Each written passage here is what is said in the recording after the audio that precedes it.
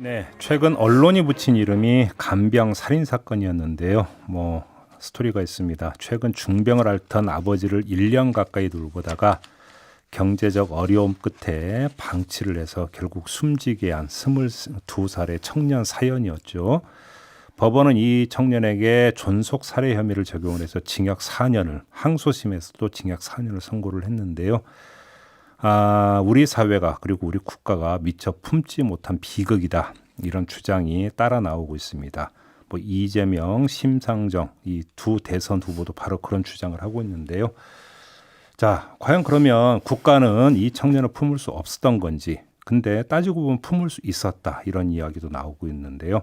전현희 국민권익위원장 모시고 관련 이야기 좀 나눠보도록 하겠습니다. 어서 오세요. 안녕하세요. 네. 든든한 국민편 국민권익위 위원장 전현희입니다. 네. 위원장님도 법률가이시니까 그 청년 쪽에서는 존속살해 혐의가 아니라 유기치사 혐의가 적용이 돼야 되는 거 아니냐 이런 식으로 주장을 했다고 하는데 이 판결을 일단 어떻게 평가를 하세요? 네, 법원에서 판단을 한 부분에 관해서 정확하게 사실관계를 모르는 상황에서 예. 뭐라고 말씀드리는 건 조금 적절하지 않지만 다만 제가 말씀드리고 싶은 것은 이 사안이 언론에 알려진 이런 내용을 보면 아버지와 또 22살의 젊은 청년 사이에 예. 가정고에 시달리고 절박한 위기 가정으로서 정말 말 못할 그런 사연이 있었던 것 같습니다.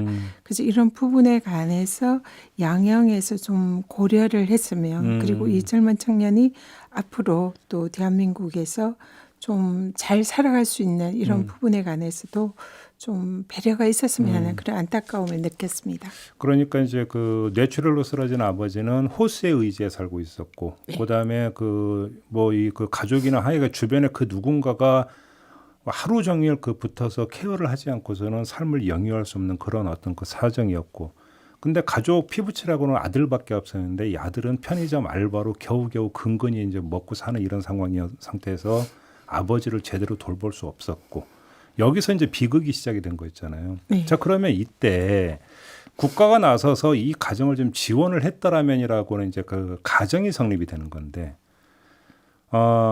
만약에 이 청년이 국민권익위원회의 문을 두드렸다면 뭐가 좀 달라질 수 있었던 겁니까? 오늘 위원장님을 모신 이유가 바로 거기에 있는 건데요. 네, 사실 대한민국의 생각 외로 이런 위기 가정을 지원하는 복지 제도가 잘 갖추어져 있습니다. 예. 근데 대부분의 이런 복지 제도가 당사자가 신청을 해야 그 혜택을 받을 수 있는데요. 또 그런 제도가 있다는 것을 아는 국민들이 그렇게 많지 않은 것 같습니다. 네네네. 그래서 이 청년의 경우에도 복지부나 아니면 동네에 그 동사무소, 주민자치센터 이런 데에 방문을 하거나 신청을 했으면 받을 수 있는 혜택들의 종류가 꽤 있었는데요. 예를 그런 들면 어떤 게 부분을 있었습니까? 제가 좀 한번 이번 출연하면서 예. 정리를 해왔습니다. 예. 이번 이 사안과 관련해서 지금 현재 정부가 지원하는 제도가 긴급 지원 제도가 있고요. 생계곤란 위기 상황에 도움이 필요한 사람들에게 생계비나 의료비를 지원하는 제도가 있습니다. 그리고 생계 지원으로 3개월간 약 126만 원을 지급하는 이런 생계 지원 제도도 있고 네. 또 치료가 필요한 이런 의료 서비스를 지원하는 300만 원 범위에서 지원하는 그런 제도도 있고요. 예. 또 이번 사안과 같은 재난적인 이런 상황에서 재난적 의료비 그래서 소득 하위 50% 이하 이런 최상위 계층에게는 50에서 80% 정도 의료비를 지원을 합니다. 그리고 정말 어려운 분들에게는 80%까지 지원을 하는 그런 제도가 있고요. 예. 또 가사나 간병 지원을 하는 제도도 있습니다. 어허. 그래서 어려운 분들에게 간병 방문 서비스를 제공하는 그런 제도도 있고요. 그리고 일상생활을 영위하기 힘든 65세 이상 노인에게는 이 노인 돌봄 서비스라는 이런 제도도 있습니다. 그래서 찾아보면 상당히 많은 정부와 지자체의 이런 제도, 지원 제도가 많고요. 또 사회복지센터라든지 또 기업에서 이렇게 지원하는 제도가 굉장히 많습니다. 그러니까 지금 위원장님 말씀을 들어보면 이 사연을 보면은 더 이상 병원비를 감당을 못 해가지고 결국은 이제 그 퇴원해서 집에 모셨다라고 하는데 의료 지원 받을 수 있었던 거고, 그다음에 어떻게든 먹고는 살아야 되니까 편의점 알바를 나가야 되면 그 집에 아무도 없고 이런 문제인데 뭐 긴급 생계 지원도 받을 수 있었다는 얘기네요. 네. 그래서 굉장히 다양한 이런 지원 제도가 있고 또 오늘날 대한민국은 정부가 국민들이 이렇게 생활고로 아니면은 병으로 인해서 이렇게 안타까운 일이 발생하지 않도록 방지하는 많은 이런 복지 제도를 갖추고 있습니다. 그래서 근데 다만 이런 제도의 문제점은 본인이 신청하거나 누군가가 신청을 해줘야 되고요. 이게 이제 나라가 직권으로 알아서 그런 위기 가정을 찾아서 복지 지원하는 제도가 조금 아직 덜 갖춰진 그런 측면이 있습니다. 바로 그 지점에서 그럼 국민권익위원회 역할이 있는 건가요? 다시 말해서 어떤 제도가 있는지도 모르고 그 제도를 집행하는 기관이 뭐 복지부인지 뭐 지자체인지 이것도 알지를 못하고 어디를 찾아가야 될지도 모르고 이럴 때 국민권익위를 찾으면 되는 겁니까? 네, 네, 바로 그렇습니다. 제가 그래서 오늘 그 말씀을 꼭 이 방송을 듣는 우리 청취자와 국민 여러분들께 꼭 말씀을 드리고 싶은데요. 예. 일단은 다양한 복지 제도가 있음에도 불구하고 그런 것을 내가 혜택을 받을 수 있는지 또 어떤 제도가 있는지를 모르는 그런 국민들이 사실상 대부분인 것 같고요. 네. 그래서 이런 경우에는 첫 번째로 복지부의 관련 제도를 확인을 할 수가 있습니다. 복지부 홈페이지나 이런 걸 통해서 그런 걸 한번 검토를 해보시고 또 동사무소 그 주민자치센터 뭐 이런 데를 방문을 해서 확인할 수도 있고 또 아니면 정부 24라는 포털 사이트가 있습니다. 행안부가 운영하는 사이트인데요. 여기에 들어가면 내가 받을 수 있는 다양한 행정 서비스를 또 맞춤형 서비스를 찾아서 그걸 신청을 할 수도 있는데 이것도 어려우시거나 미처 생각을 못 하신다면 하나만 기억하시면 됩니다. 권익위를 찾으시면 됩니다. 그럼 권익위를 어떻게 찾으시면 되냐면요. 국번 없이 전화로 110 전화를 누르시면 됩니다. 110 전화를 누르시면 권익위의 민원상담센터인데요. 여기에 전화를 해주시면 이러한 그런 복지 서비스, 맞춤형 서비스를 어떻게 하면 받을 수 있을지를 안내를 해드립니다. 그래서 국민콜 국번 없이 110 전화를 꼭 눌러주세요. 그러면은 내가 어떤 도움을 받을 수 있을지를 정부에서 국민권익위원회에서 다 찾아서 연결을 해드립니다. 그러니까요. 또 그게 아니면은 그 국민신문고라고 들어보셨죠? 인터넷에 이렇게 국민신문고를 치시면 옛날에 나라가 그 어려울 때 도와주세요 하고 이 신문고를 두들기면 나라에서 도와주잖아요. 그 제도가 현대판의 국민신문고라는 인터넷 포털 사이트가 있는데요. 여기를 통해서 자신의 사연을 치고 도와주세요 라고 하면은 권익위가 또 적절한 조치를 취해 드릴 수 있습니다. 그리고 또 이런 민원을 신청하기도 하고 국민신문고를 통해서 온라인 상담을 할 수가 있습니다. 나는 이런 일인데 어떻게 하면 도움을 받을 수 있을까요? 하면 권익위가 상담 조치를 해드립니다. 그리고 또 권익위 산하에 정부 합동 민원센터가 있습니다. 인터넷에 정부 합동 민원센터를 치십시오.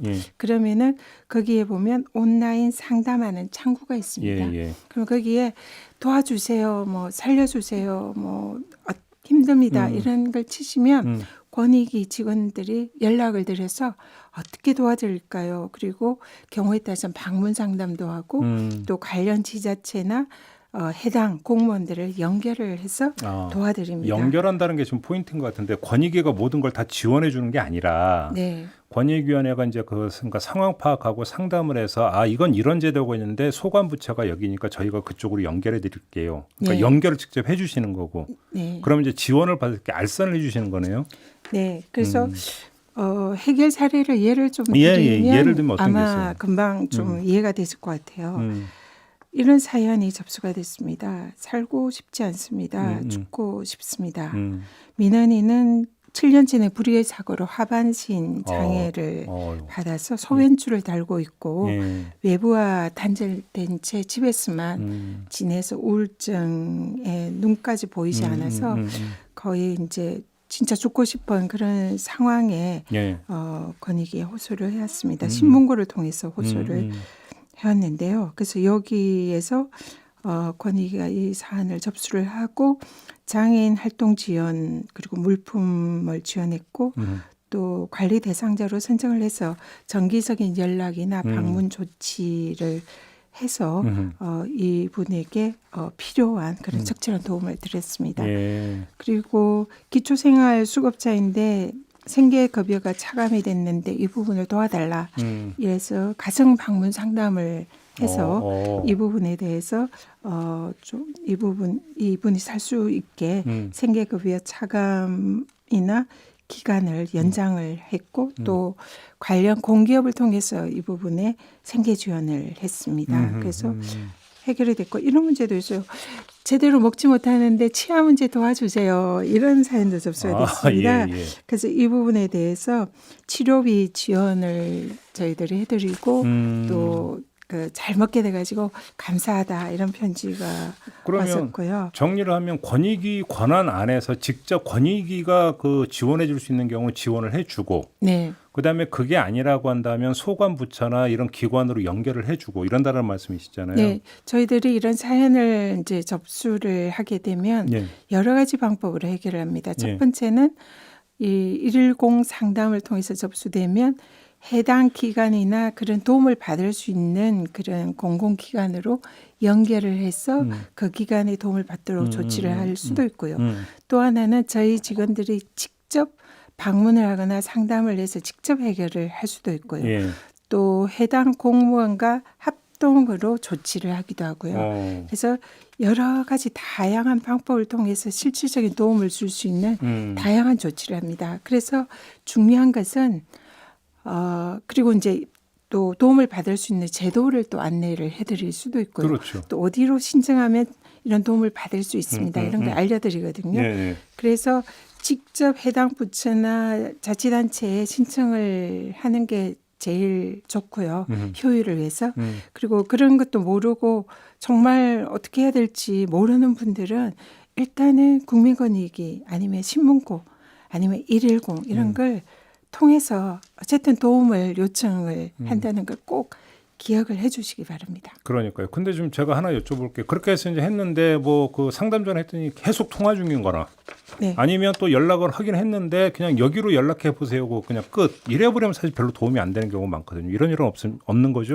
맞습니다. 지금 사실 국민콜 110은 예. 저희 상담원이 한 200여 명이 밤낮 없이 상담을 하고 있는데 사실상 인력 부족과 예산 부족으로 국민들의 이런 많은 어려움을 다 해결하기는 사실 역부족입니다. 그래서 직접 혹시 전화 연결이 안 되면 인터넷 상담 신청을 하고 또 그게 아니면 국민 신문고를 통해서 사연을 남기면 저희들이 어쨌든 하나라도 빠지지 않고 해결하려고 최선을 다하고 있습니다. 그래서 저희들도 더 열심히 노력을 해야 되고요. 또 위기에 빠진 분들은 권익위를 통해서 좀 이런 도움을 요청해 주시길 바라고 또 하나는 주위에서 이런 분들을 보시잖아요. 아, 그럼 주변 분이 또 할 수도 그렇죠. 있겠네요. 저기 좀 도와줬으면 좋겠는데 내가 도와줄 수는 없고 나라에 좀 이렇게 도움을 좀 요청을 하면 좋겠다 싶은 그런 사연이 있는 분들을 보시면 이 방송을 듣는 분들은 또 대신 이렇게 요청을 하셔서 좀 근데 도움을 받을 수 있도록 저희도 하면 좋을 것 취재하느라고 같습니다. 정부기관에 전화하면 야 여기로 연락하세요. 거기 연락하면 또 저기로 연락하세요. 이러고 계속 핑퐁 게임하는 경우 많거든요. 그러다 보니 이제 짜증나는 경우도 솔직히 있는데 취재하는 입장에서도 그런데 네. 절실하게 도움이 필요한 분 입장에서 그런 식으로 전화 응대하고 이러면 진짜로 그러니까 절망하는 거 아닙니까? 만약에 네. 권익위가 연결을 해주는데 그냥 여기 알아보세요가 아니라 네. 직접 연결까지 해주는 거죠. 네.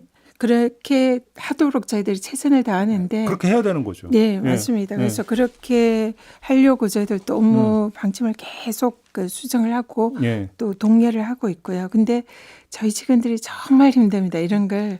근데 제가 권익위원장을 와서 감동받은 것은 저희 직원들이 정말 하나라도 해결하려고 하고 이분들에게 도움을 드리려고 마치 내일처럼 그렇게 밤낮 없이 뭐 주말에도 그렇게 열심히 뛰는 직원들이 상당히 많다는 거고요. 그래서 도움이 필요한 분들을 한 분이라도 놓치지 않도록 저도 그렇고 우리 알겠습니다. 권익위 직원들도 최선을 다하고 있습니다. 그러니까 요번에 그 사연의 주인공도 보면은 돈이 없어갖고 인터넷도 끊겼다가 알바 자리 알아보려고 집주인께 간청을 해서 10만 원 빌려가지고 인터넷 다시 연결한 다음에 그다음부터 알바 검색을 했다 이런 사연이 나오는데 그래도 이분은 이제 22살 젊었으니까 인터넷을 사용을 했던 거 아니겠어요. 네. 근데 지금 1403님도 노인분이나 장애인분들 뭐 어떻게 스마트폰이나 컴퓨터에 접속을 하냐고. 네. 그러다 보니까 이게 쉽게 접근할 수 있는 복지제도가 정말 절실하다고 했는데 아까 말씀하신 게 110 전화번호가 하나하나고 네. 여기로 전화를 하면 상담사들이 이제 기다리고 있고 그래서 자기 사연을 이야기하면 경우에 따라서 방문 상담도 하고 또 알선도 해준다. 네. 이 점을 좀 우리 애청자 여러분들이 꼭 좀 기억을 해주셨으면 좋겠어요. 네. 알겠습니다. 그래서 구체적으로 어느 기관에서 어떤 제도를 시행하는지 솔직히 저도 모르고 거의 대부분의 국민들이 모를 것 같아요. 네. 이때 찾을 곳이 바로 국민권익위원회다. 네. 그리고 110으로 전화하시면 된다. 요 점만 다시 한번 확인을 하면서 오늘 이야기는 좀 마무리를 해야 될 것 같습니다. 고맙습니다, 위원장님. 네. 감사합니다. 네, 지금까지 전현희 국민권익위원장과 함께했습니다. 국민콜 110 꼭 네. 기억해 주십시오.